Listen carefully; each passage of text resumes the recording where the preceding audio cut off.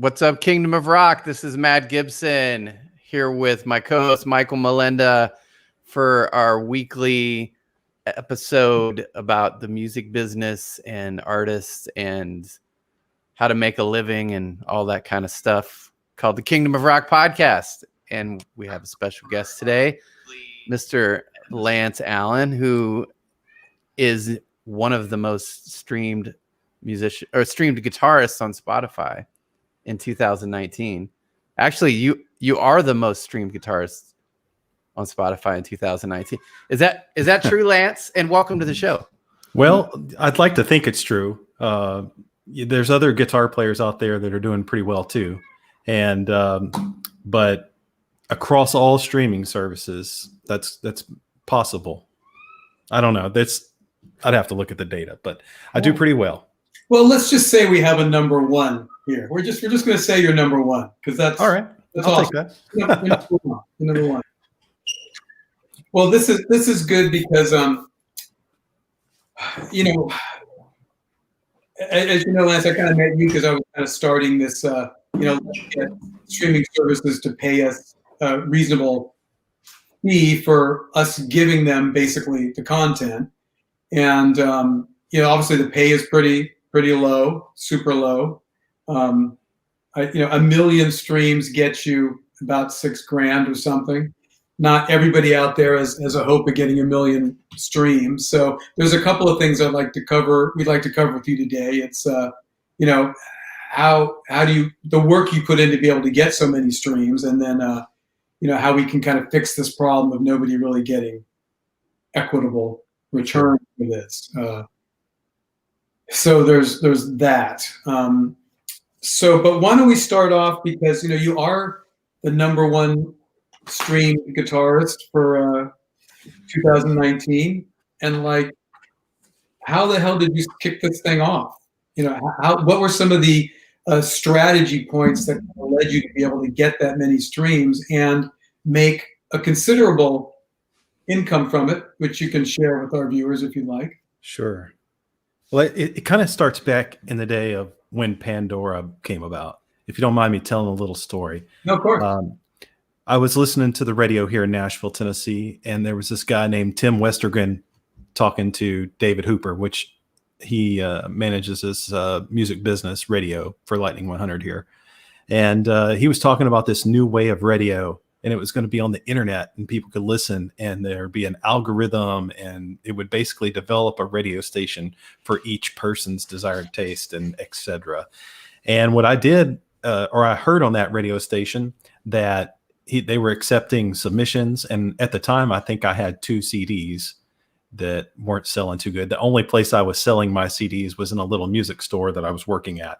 And I was just selling them to customers, that came in, and I talked it up. I had to sell them one-on-one. So I sent my music off to Pandora Radio, and I didn't think I'd get paid anything from Pandora Radio. And this was probably around in, 2006, 2007.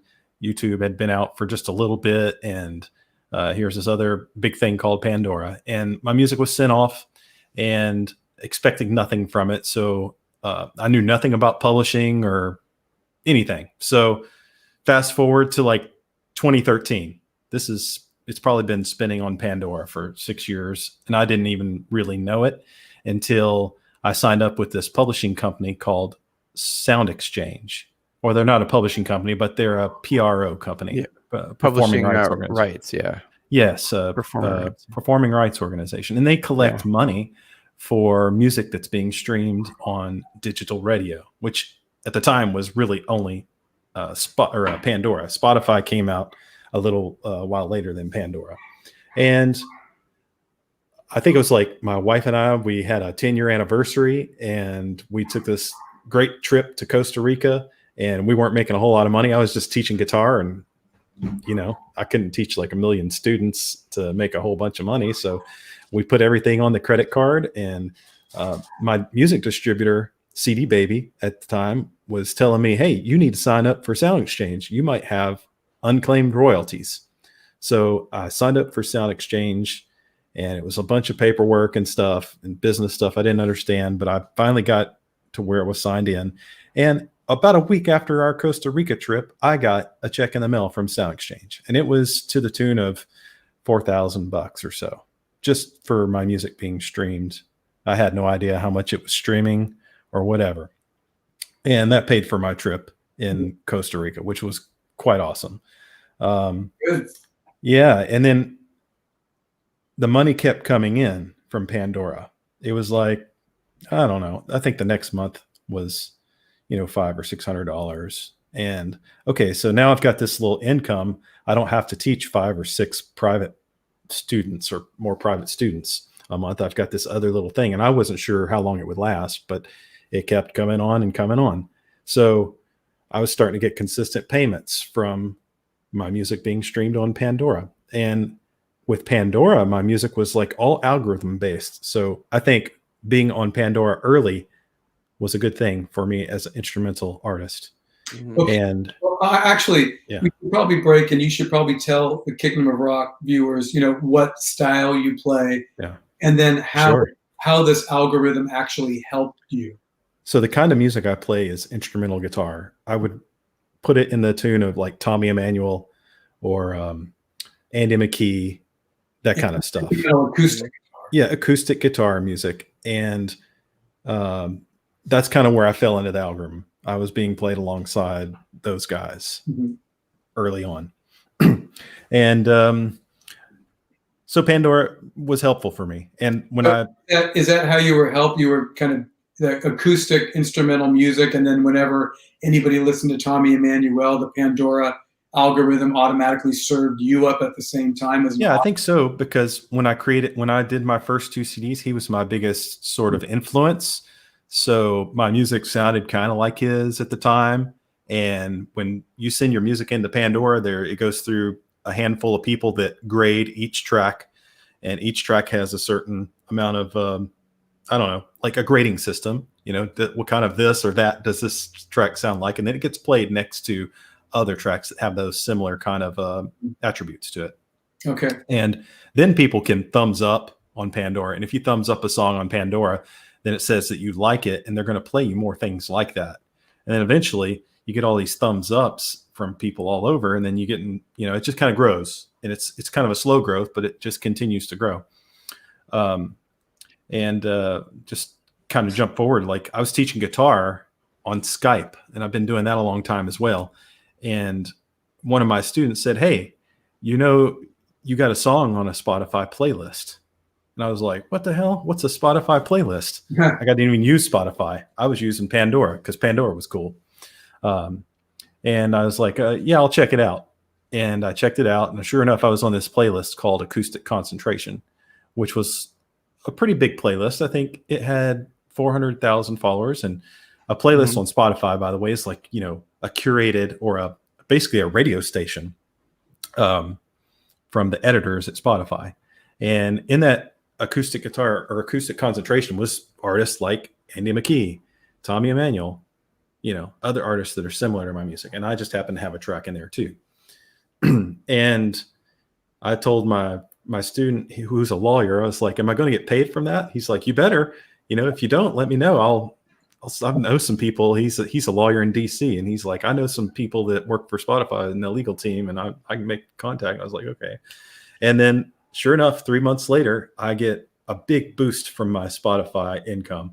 In fact, if I was to show you the line, there's like this line in my Spotify data where I'm getting like 5 and 6 streams, 10 streams, and I wasn't promoting it or marketing it or doing anything.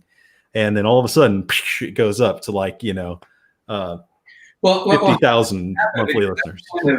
That's kind of anti what the common wisdom is. It's like, you got to promote everything so people know who the hell you are. Otherwise you're just lost in this playlist getting 5 streams. So what do you think actually triggered that, the list, the streams to go up so much? Well, it was being on the playlist that had so many followers. Got it. Now, me getting on that playlist, I don't know how they chose me, but it may have been the fact that I've been involved in YouTube, or maybe it was a result of Pandora. There's probably a lot of little things that could have contributed to that. But my gears started thinking, I was like, how can I make this work for me? even at this stage, because when I was on Acoustic Concentration, I was like 40,000 to 50,000 monthly listeners. Mhm. And that would have probably been like 75,000 streams or something like that. And it's mostly from the one song that's on the playlist. Not very much different from like, hey, your song's on the radio. It's getting played in all these different places, Got it. And I started posting on Instagram. Go ahead. No, but Yep. you also asked when you learned from your student that you were on Spotify and then talked to lawyers, like, am I going to get paid? So did Sound Exchange not collect the Spotify royalties for you? Actually, CD Baby, my distributor, collected the royalties. Now, if I had distributed my music through a record label, the record label would have paid for it, or I would have received something from Sound Exchange, more than likely. Mm-hmm. So the distributor ended up paying me directly for the Spotify streams. And as my gears were turning, I was like, how can I make this work for me? I started posting on Instagram little screenshots of my Spotify profile. And it wasn't much longer that Spotify came out with Spotify for Artists, which is a tool for artists to use to market your music and just kind of see what data you have. It comes in really handy. And I was able to update my photo and create a bio and I also made my own playlist, which is something I can talk about. Mm-hmm. But I was on posting on Instagram my Spotify profile and asking people to follow me, because I think at the time I needed to get 250 followers to be a verified artist or something like that. I mean, I don't remember it exactly, but it was something like that. So I was growing my following on Spotify, and it's good to have a following on Spotify because whenever you release new music, it gets delivered to those followers on their release radar. Mm-hmm. And so I did all the posts on Instagram, and one guy reached out to me. You get a lot of spam on Instagram about stuff. And this guy, George Goodrich, said, hey, you want to be on playlist? You should buy my book. And I said, okay, let me see your book. And he basically wrote a book about how to become successful with playlisting and that sort of thing. So his book is called The Slotify Method, which basically is kind of a play on words for getting slotted into playlist on Spotify. And so I did some of the things that he did. He explained what the three kinds of playlists are on Spotify. There's a user playlist, and there's the editorial playlist, which those are the gold mine. Those are the ones you want to eventually get on. And then the other would be like private or like not private, but like branded playlists, like Spotify or Starbucks has a playlist, that sort of thing. And the key was to get on a lot of user playlists. And what his book told me to do was to look at search playlist on Spotify. And I downloaded Spotify on my computer, and you can search different genres. So my first thing was acoustic guitar, and I typed acoustic guitar into the search engine, and I clicked on playlist. And I set aside about an hour, maybe 45 minutes in the morning time every day, just kind of looking through, and I'd see a playlist that said acoustic guitar instrumentals. Oh, and I'd look through it and I'd say, oh, why isn't my music on there? Mm-hmm. And I'd look and see who created the playlist. If they had a username or an actual name, then I'd click on it, and I'd see, oh, he's got a photo there. And I would look and see if I could find this person on Facebook, Twitter, or Instagram. And then I would politely introduce myself and say, hey, I'm Lance Allen. I found you on Spotify, and I saw that you have a playlist, and I'd like you to check out my music. And it would be a great help to me if you supported my music in your playlist. Mm-hmm. And I did that for like a lot of times. So I set aside about a 30-minute to 45-minute time to work on that every day, because I was convinced that if I did that, my music would find great placements in Spotify. And the streams started going up. And there was actually, as I was doing this, I found another playlist on Spotify called Instrumental Pop Covers. Mm-hmm. And I had never released any cover songs done in fingerstyle guitar or whatever. So I decided I'm going to release some music so that I can get on instrumental pop covers. Now, did you have to clear the rights to do the covers, or does Spotify have a blanket license for that? Well, my distributor does the work for that. So if you have a distributor like CD Baby or DistroKid, you pay for a general license to be able to put your music on Spotify, which any songwriter or artist is going to be able, they want you to cover their music because they'll eventually get paid for it as well. And so Spotify is responsible for paying PROs and that sort of thing. I don't have to prepay for those streams. You have to go to the publisher and say, hey, I want to do a version of "You Are the Sunshine in My Life." Right. It's super simple now to do cover songs. You just pick a song, did it, and then the machine took care of everything. Correct. And so I did a cover song, and I got to know the owner of that instrumental pop playlist. And it was a pretty big deal to get on that playlist because he had, I don't know, 75,000 followers. And it seemed like a pretty, that's a big number to get on a playlist. So I did the song Mad World, and I kind of was inspired by the Gary Jules version of it. So I did it kind of dark sounding. And I figured, if I did this sound in a dark kind of sad song thing, maybe I can target sad songs playlist. So I would get on Spotify and look for sad songs playlist, and I would reach out to these people on Facebook or Instagram and just do the same pitch, Hey, I'm Lance. Yeah. Just a sidebar on this for a second too. You're also talking about people who are curating like acoustic music or covers or whatever. These people might not be musicians themselves. They're just curating music, and they're just people that listen to music. They created a playlist just to listen to it. And since it's not their song, do they earn any, royalties from that, or Spotify royalties, or? No.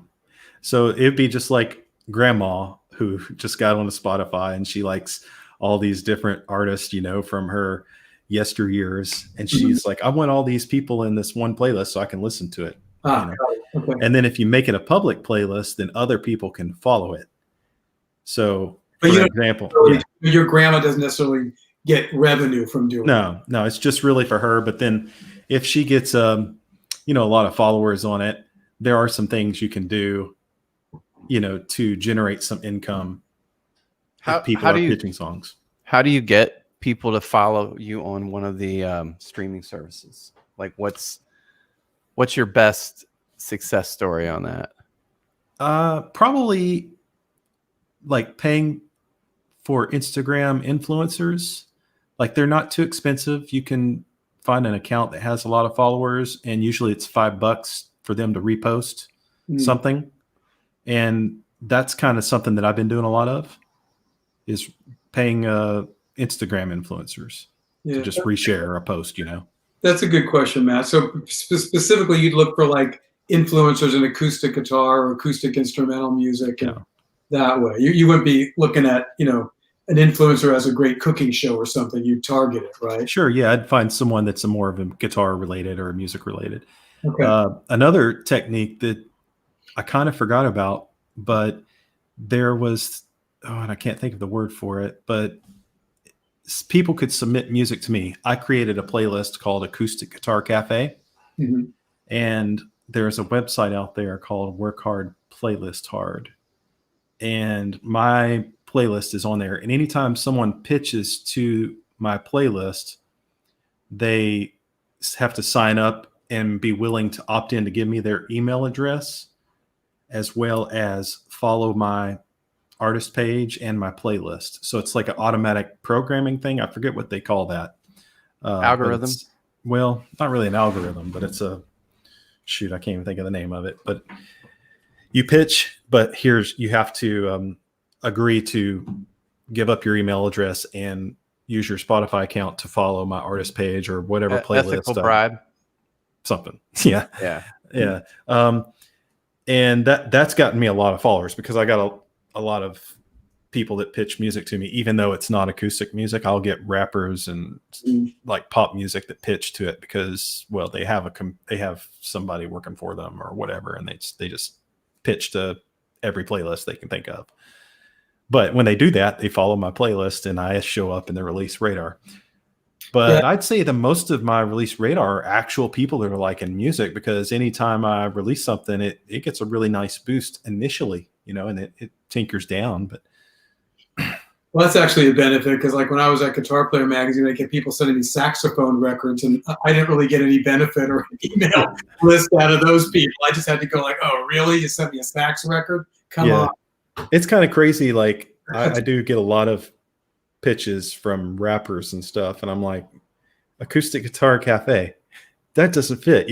I don't think people actually pay attention. They just, if you're successful, or they just want to get into your slipstream or something. Yeah, that's another thing. When I say playlist, I created a playlist called Acoustic Guitar Cafe, and I put in that playlist like Tommy Emmanuel, of course, and all of my comrades in the guitar world, acoustic guitar world, and I made it a public playlist, and I promoted it on Reddit. And I also did a little YouTube commercial saying, hey, this is a cool playlist that you can listen to on Spotify. And at one time I paid for a couple of Facebook ads, like $1 a day for a short amount of time. And I grew it up to 5,000 followers. Now I do have a lot of tracks in there, but what I do, I created a Facebook group page for Acoustic Guitar Cafe, and I invited the majority of the people that are in the playlist. So Tommy's in there, and his manager is in there, and Andy McKee and Don Ross and all these other great acoustic players, including myself and all the others, they're in there as well. And we all gathered together and chipped in like $10 here or $20 there. And I bought a Spotify ad to promote my playlist inside of Spotify. The only thing with that is I found it to be a failure, because I'm advertising to free users, because premium users don't get advertisements. So I immediately stopped my ad and I put it all into Facebook advertising, and I saw a big success rate with Facebook advertising. And with Facebook, you can create an ad real easily, and you can target market Spotify, acoustic guitar, spa music, or whatever like would relate to your style of music. And I use that to my advantage to grow the playlist, and Reddit, of course, and other little places. Well, if we had to look down, your to-do list or whatever, it seems like you're probably still on Pandora, you're on Spotify, you're on iTunes. I mean, how many streaming services are you on? And then you're also saying, I created playlists and Facebook groups, and I buy Facebook ads or whatever. I mean, how many things do you actually do that end up informing your revenue stream? Yeah, that's the most of what I do is in the streaming world now. Or like, shoot, it's hard to say. Like early on, I was really gung ho at it. Now I've kind of relaxed a little bit. And honestly, I need to motivate myself to get back on the horse again. But there's hundreds of streaming services out there, and there's some I don't even know about. So I pretty much focus on the big ones, which are Apple, Pandora, Spotify is the biggest. Mm-hmm. There's another one out of France called Deezer, and it's very much like Spotify. In fact, you can message users on Deezer in the platform, which is more of a social. I think you can, anyways. I haven't used it in a while. There's also Amazon Music, which is doing okay too. So I try to do a little bit on everything. With Pandora, there's this thing called AMP, and you can log into that if you have music on Pandora, and you can send messages to the people that listen to your music, almost like a little, I think it's a 15-second audio commercial, basically. So like, I'll go on and say, hey, I wrote this song about my wife or whatever experience I had that inspired that tune. And then the listener, there's like a communication now that I have with the consumer. Right. So like, and then, so the stream would be like, finish the song and be like, hey, this is Lance Allen, and this next song you're going to hear is about my wife and da da da da da. And I just want you to enjoy it. It brings a little personalization to it. That's cool. And then I always say, hey, if you like what you're hearing, make sure you give it a thumbs up, because I know thumbs up on Pandora is a good thing. Mm-hmm. That means my music will get delivered more. You know. Well, how many? I know that when we were in the green room, you said that you're making six figures on streaming revenue, which is specifically streaming revenue for your music. Yeah. Given all the things that you've talked about so far, how many hours a week do you feel that you spend purely ensuring that your income is at that level? I'm talking about promotion, writing the songs, posting the songs, making sure you're communicating with your email list. And Yeah. how many hours a week do you feel you're spending on this? Well, it's definitely a full-time job. It's a full-time job. So I definitely, I have freedom. I have a lot of freedom to go and do as I please, Mhm. but I'm always looking at my emails. I'm always looking at my YouTube posts because I post on YouTube like a madman. They're all acoustic guitar videos. And as a result of doing that, I've gotten endorsements from Taylor Guitars and several handmade builder guitars. Mm-hmm. And How many I'm always, do you have on YouTube? I'm closing into 1,000 videos and 11,000 subscribers. And when did you start? When did Taylor notice you? When you had 5,000 subscribers or 1,000? Well, yeah, they actually, in 2015, I placed in the international fingerstyle guitar competition, Mhm. and I was given a Taylor 914 guitar as a prize. Ah. And at that time, I reached out to him and showed him like a video of me playing a fingerstyle version of Free Fallin' or something, Tom Petty song. And they posted it. And that was about the it of it. I never really tried to get a relationship with Taylor. But a year ago, I was in Nashville and just prior to the NAMM show, and I took my Italian friend Alberto to a coffee shop. And one of my friends was there, and he was there with a guy from Taylor. And it just happened to be their social media guy.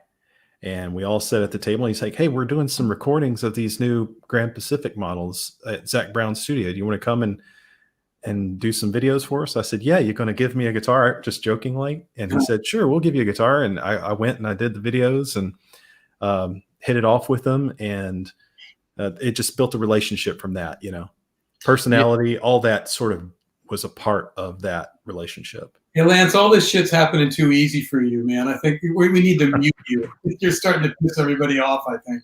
Maybe. Well, I'm a big believer in the power of asking as well. Mhm.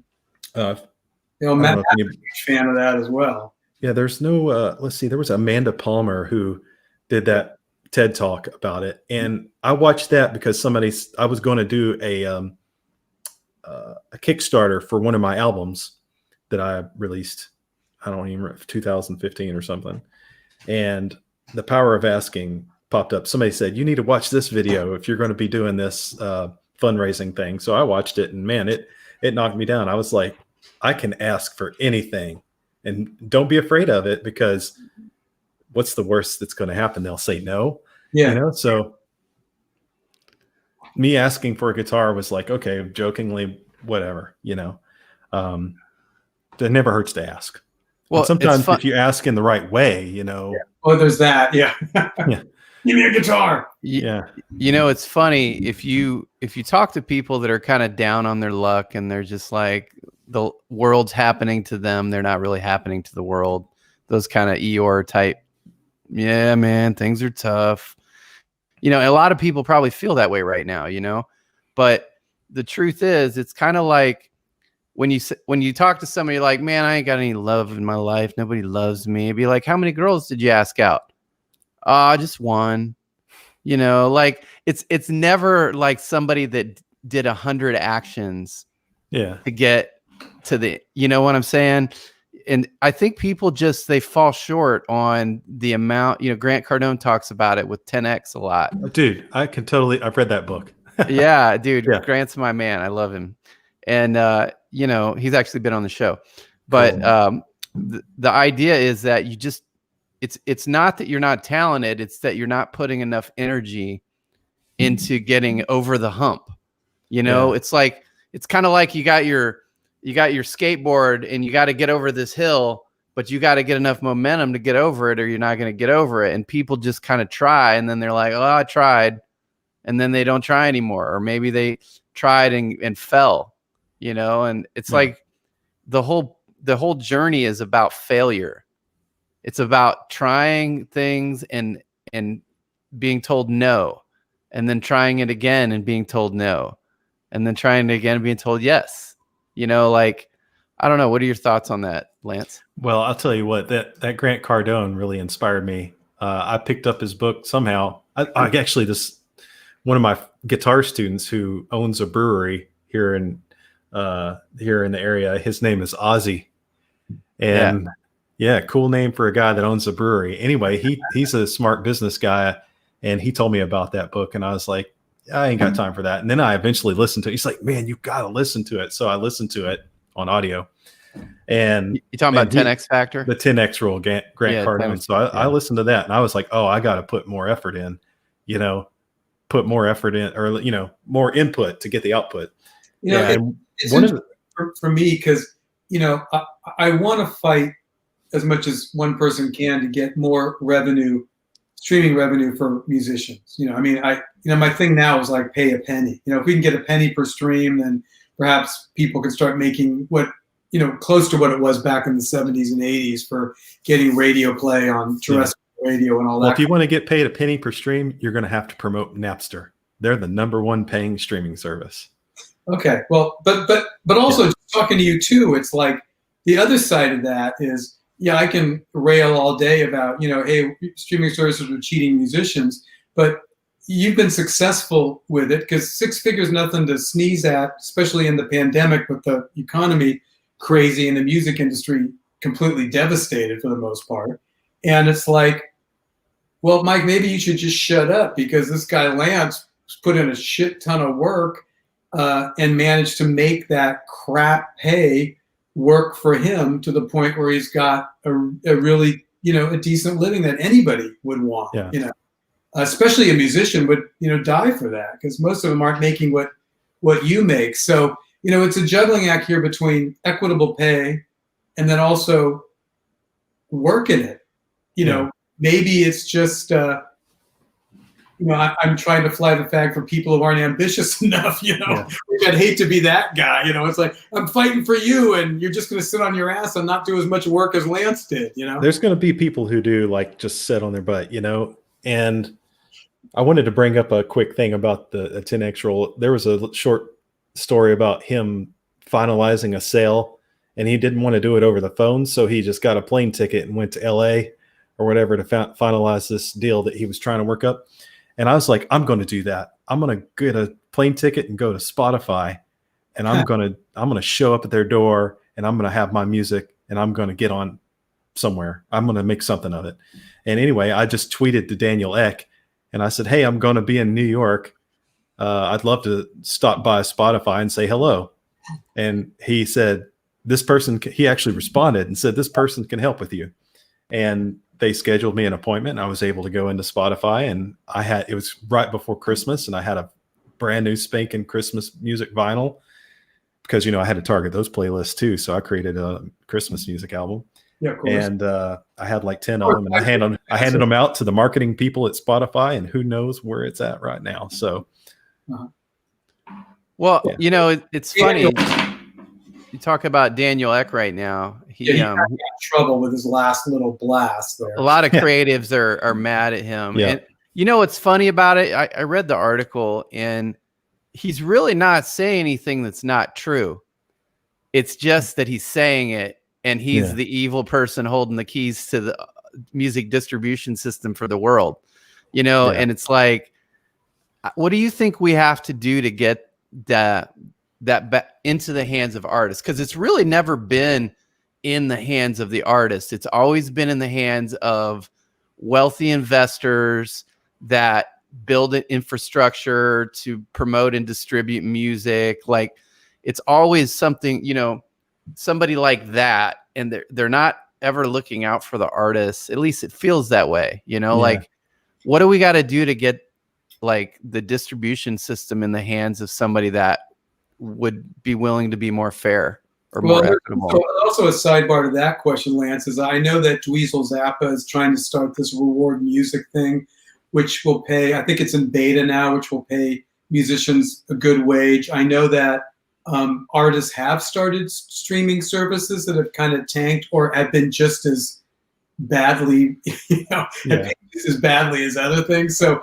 there's that too. It's like we'd love to get this in the hands of musicians, but sometimes that doesn't work. So yeah, I mean, I don't know the exact answer to that, just because I focus more on like creative. I focus on the creative stuff quite a bit.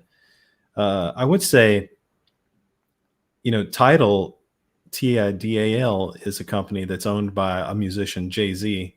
Yeah. And they definitely pay out better, like with that 1 cent per stream type of deal that you were suggesting.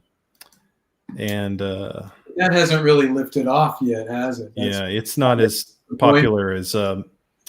Spotify somehow grew, and they figured out how to get into countries that didn't really have streaming services, or Spotify's got a huge audience. Well, another thing on the Daniel Ek thing, because if you're a rock band, it's going to cost you money to go in the studio, record everybody, blah, blah, blah.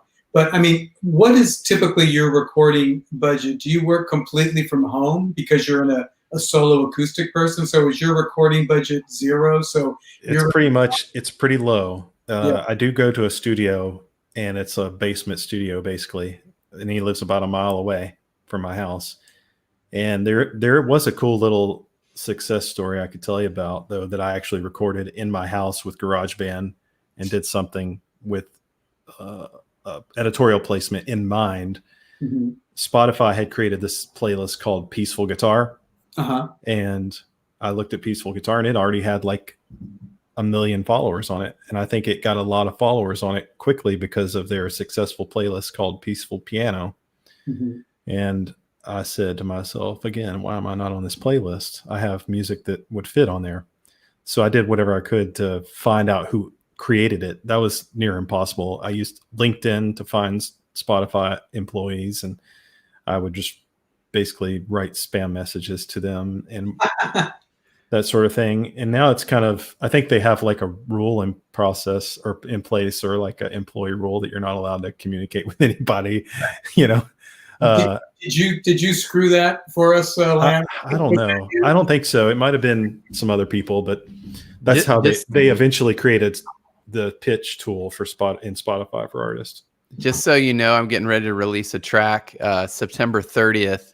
And over the last year and a half, I've been adding every single Spotify employee on LinkedIn. I'm up to I have a total of like about 15,000 people on LinkedIn right now. Yeah. So I've got like Lance tanked that for you, Matt.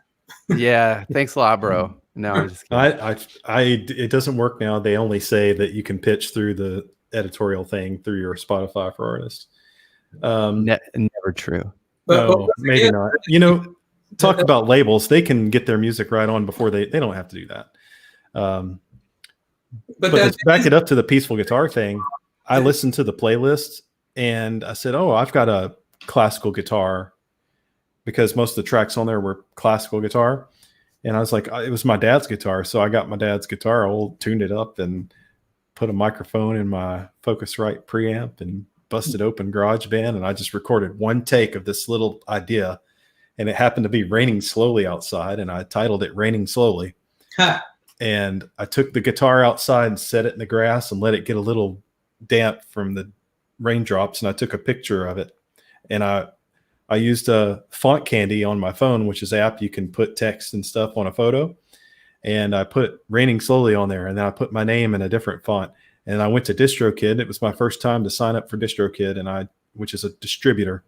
And I wanted to try them out and see what it was all about. It was super easy to upload my photo and my track that I just recorded. And I mastered it on GarageBand.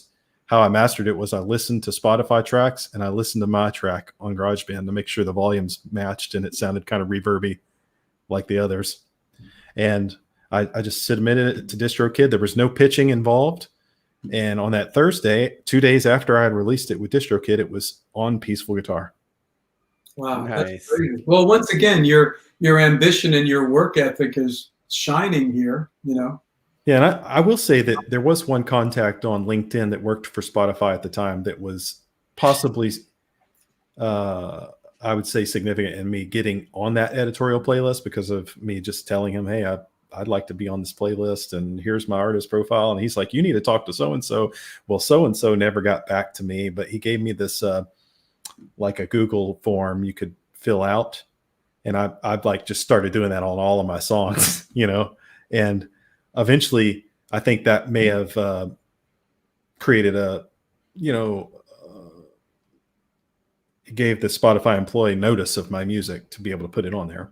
And I was on Peaceful Guitar for 2 years. And that made me a lot of bang, especially in the early stages when it was 50 tracks. I was probably making $1,700 to $2,000 just for one song a month. A month. Wow. A one song being on there on that playlist. And then the playlist grew. And this is a thing that I hate about Spotify is they may own companies that are library companies that produce music that's royalty free, and they put it in all these major editorial playlists. So if you go to Peaceful Guitar now, you'll look through the list and it looks like a bunch of Scandinavian names, and you click on it and they have 2 tracks out and they have no followers, no bio, no photo. It's a generic, you know, photo. So we call them fake artists, even though it's music created by real artists. And it's released by a royalty-free company. They agree to give up performing rights and that sort of thing.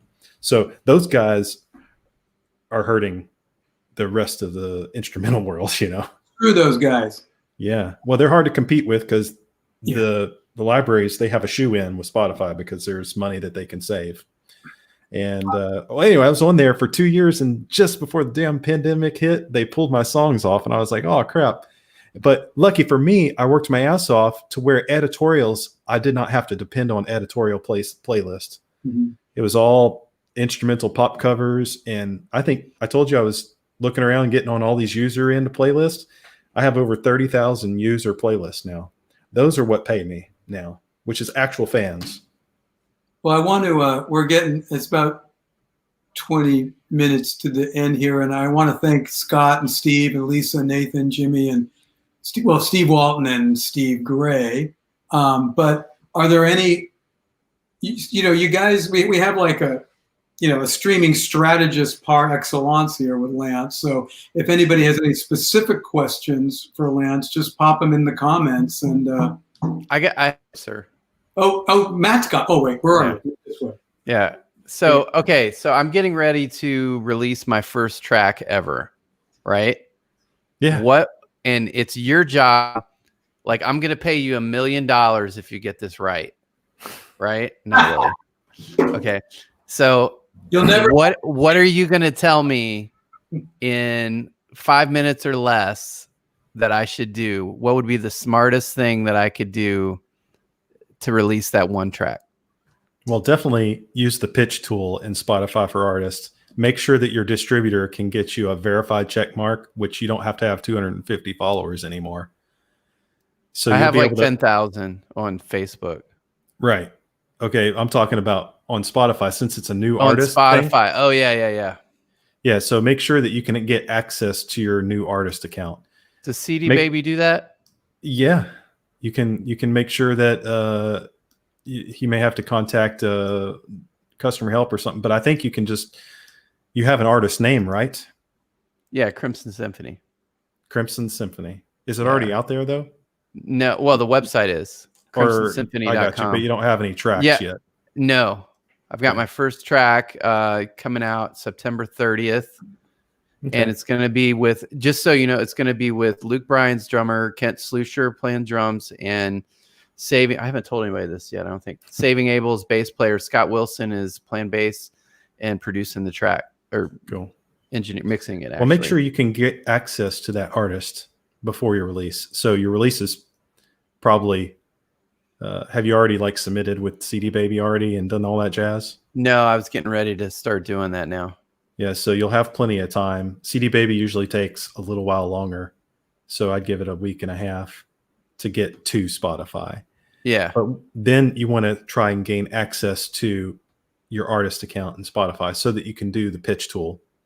Otherwise, you'll have to post your track on YouTube or SoundCloud so that you can pitch it to, or put it in a Dropbox or whatever. Probably be better on SoundCloud to pitch it to, your people on LinkedIn, but they're not going to listen to you because they're going to say, hey, you can only pitch through Spotify for Artists. So that's why I say it's going to be important for you to gain access to that. Yeah. Also, what kind of music is it? It's metal. Metal music? Yeah, with like melodic hooks and stuff. Cool. Is it instrumental, or is there a singer, screamo type of stuff? I'm a singer too. Cool. So I'm doing the lead vocals, lead guitars, rhythm guitars, and then bass and drums, studio musicians. You might want to go on and create a playlist with your personal account and make a metal playlist or something. Use those keywords. Put your favorite artist in there that you're going to sound alike. Yeah. And start promoting that. And when your track comes out, put your song at the top of the playlist. Okay. So that would probably be a good start. But hopefully you can get access to your artist account so that you can use the pitch tool. And that'll be the best way to get it into an editorial thing.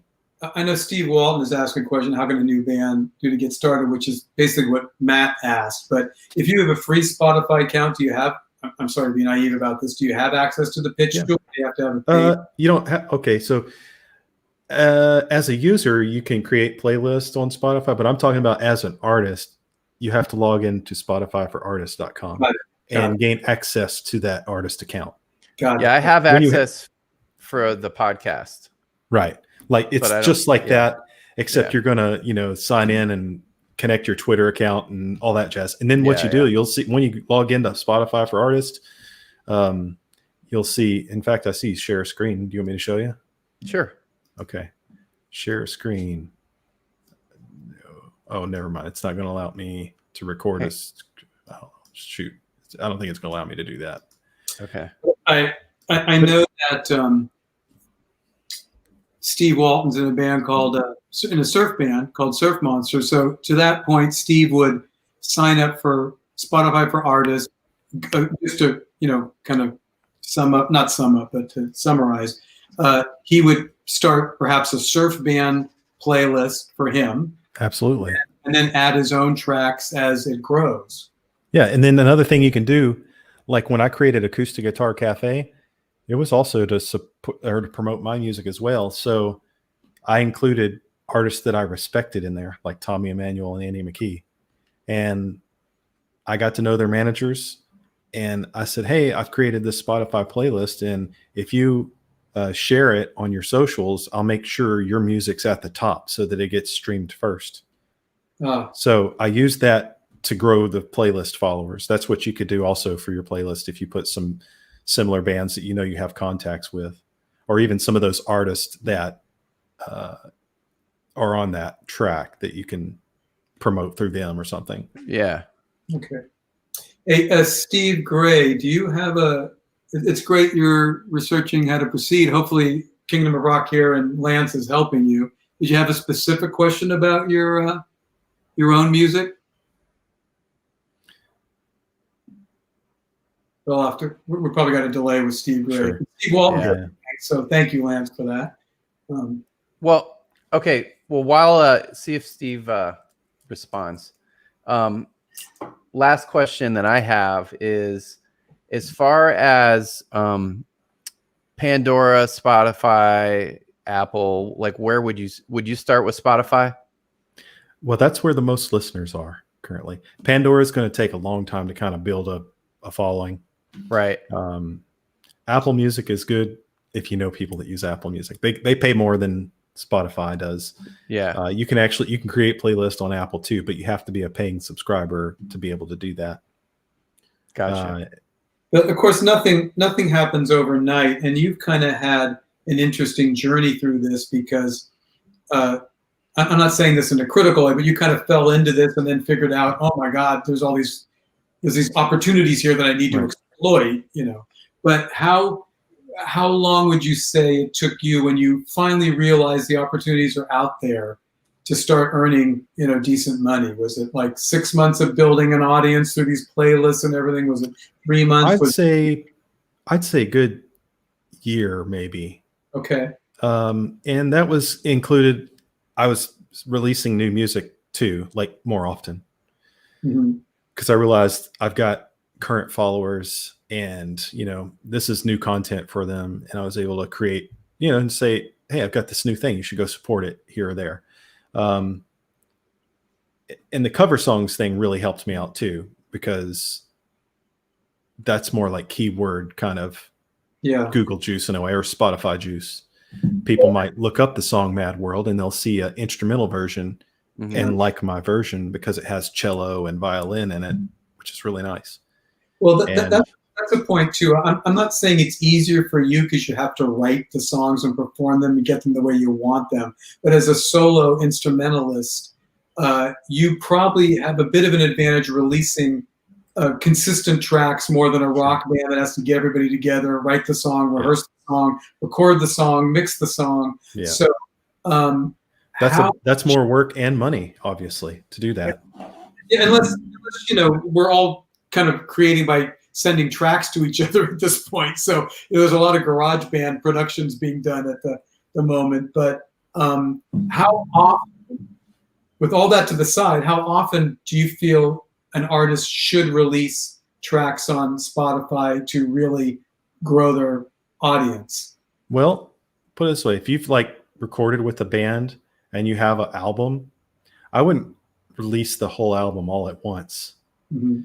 I would suggest releasing some singles along the way, because when you get that opportunity to pitch music to Spotify, they're only going to be able to listen to one song.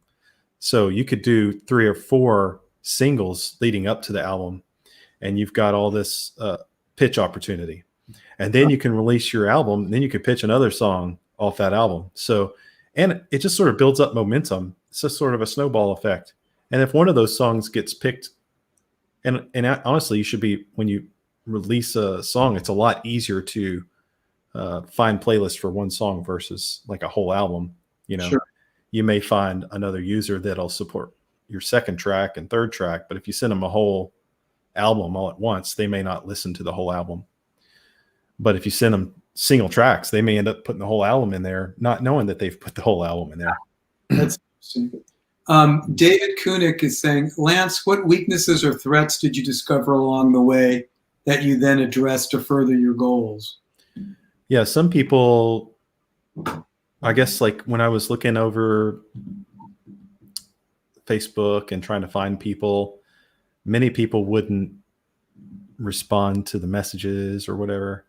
That was frustrating, because I'd say the success rate of that is 1 out of 10. Mm-hmm. For every 10 people I reached out, maybe one person would actually see the message.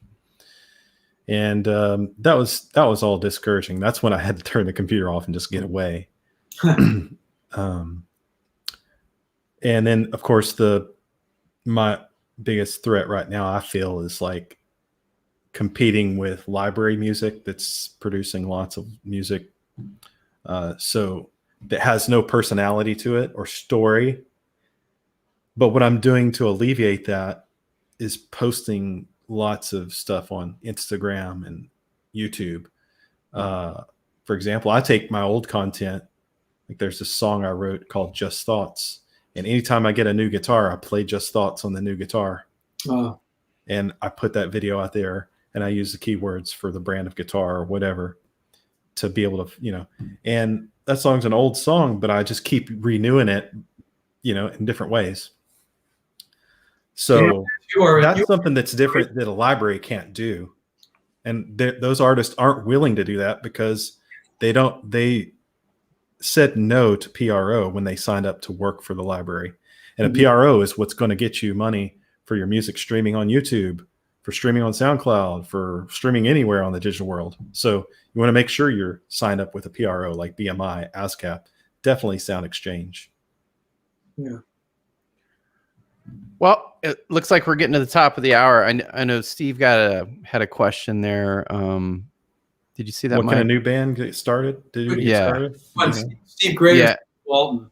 Steve Walton. I think we already covered that mostly, though. I mean, you got a new thing coming out. Jimmy Fleming. I think it's not necessarily about stream, but I think he's just interested. Have you done film scores?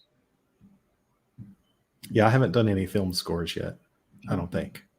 Have you had any placement? No placements in film scores, but I've got my music only in one library right now. It's not an exclusive library, and a library is like they pitch, or people go to the library to find music. So if I sign my music up for a couple of other places, I might find some TV commercials or radio spots just in commercial format, but no movies or anything like that. Okay. It's something I want to do, though. Trust me. If you had another employee right now, yeah, what would that employee be doing for you?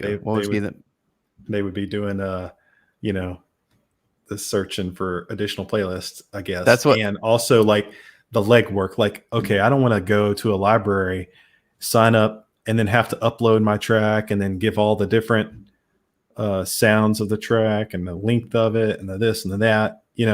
That would be helpful to have an employee to do some of that like clerical stuff that I don't like doing. When are you going to hire one?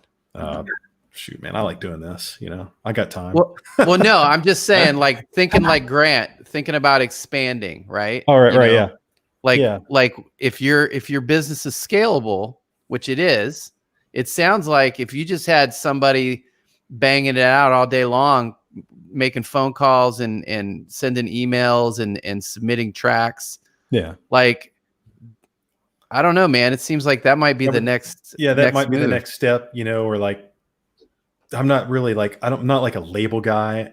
I've had people say, Lance, you need to start a label. And I'm like, well, I'm having fun with this artist thing, and I'm building something that's going to last me, hopefully well into my retirement, I hope. Oh, you gotta love what you do. That's for sure. It doesn't do any good to get into something that's gonna, increase your earnings if you don't dig it. So I certainly acknowledge that. Well, here's a big one. I reached out to a friend that's in the business that does like, help like marketing and stuff. I just said, Hey, I'm lost. What do I need to do now? There's the power of asking. And he sent me an email. He said, hey, contact this guy and see if they need any of your music. And it was a licensor guy from the Calm app. And I don't know if you guys have heard of the Calm app, but it's kind of one of these new agey apps where you go and you breathe and you listen. Oh, yeah. Okay. Yeah. All right. He ordered 5 tracks of mine to be licensed for the Calm app. That's all from the power of asking. Yeah, that's awesome. I want one final question from me, because there's on the outside for like, maybe this is a naysayer question, so I apologize, but you've got a lot of competition in the solo acoustic instrumental world. Matt's going to have a lot of competition when he releases his track in the melodic metal world. Yeah, busy space. Yeah, what would be the one thing that you would recommend to us? Here's what you need to do to not get lost in the mix. Yeah, build a community with similar artists. I found all kinds of people that are in Acoustic Guitar Cafe that have released music, and they may not reach the heights that I've reached or other guitarists have reached, but I've made, they're just, hey, I'm glad I'm in that playlist, or whatever. So they're a part of the community that I created. So I'd say building a community. Maybe for metal music, you want to look more into the gaming stuff, because a lot of gamers like to listen to that kind of stuff. There's a big world for that, and you can kind of build a community around it. And you could also start a podcast called Kingdom of Rock and invite all the cool people that you've always wanted to either play with or, get to know as artists, and co-brand yourself with the community. Like, it's just, there's so many different ways of doing it. Like, but ultimately, do you stick out a little bit? Are you a little bit different? Do you have that little extra bit of asking? Do you have that little extra bit of coolness? Like, it's always something just a little bit more than the competition, and sometimes it's just getting to know the people, if you can, that are going to help you, like, and like you say, just asking is a super powerful tool that it really may be a better way to, so people are like, man, I asked, nothing happened. It's like, no. Just asking means ask like at least 10 times. Like, that's what people don't understand, is that level of asking commitment that it takes to get results. And it's like, so maybe it's like failing. I look at it as failing. Like you got to fail 9 times to get a success. Mhm. And what you can do, so most people, they try to get more success. I try to get less failure. Mhm. So it's kind of like a way of looking at it that might help you approach the intensity you need. If somebody asked me 10 times to listen to their record, by time 3, I was like, I'm not even looking at this person's email. You know? But it's 10 people, not 10 times. Yeah. But however, I think the thing is, when people would just send me stuff without asking for something, that was pretty powerful too. Hey, I just put this record out, or hey, you might be interested, I'm on this track, or then all of a sudden, I know, a few months down the road, I listen to something and go, hey, that will actually work. We'll do an article on that. And a lot of ways to make it happen. And hi, Ty Morris, by the way. Yeah. You may like succeed in one area and not the others, and that's totally fine. You just have to go out there and find that little place that you're going to succeed in and work the hell out of it, Well, I got to agree with Scott Baraba, who says that you're giving away priceless info, Lance. So he says, I hope that's appreciated. I certainly appreciate you taking the time to be on the show. Yeah, and absolutely.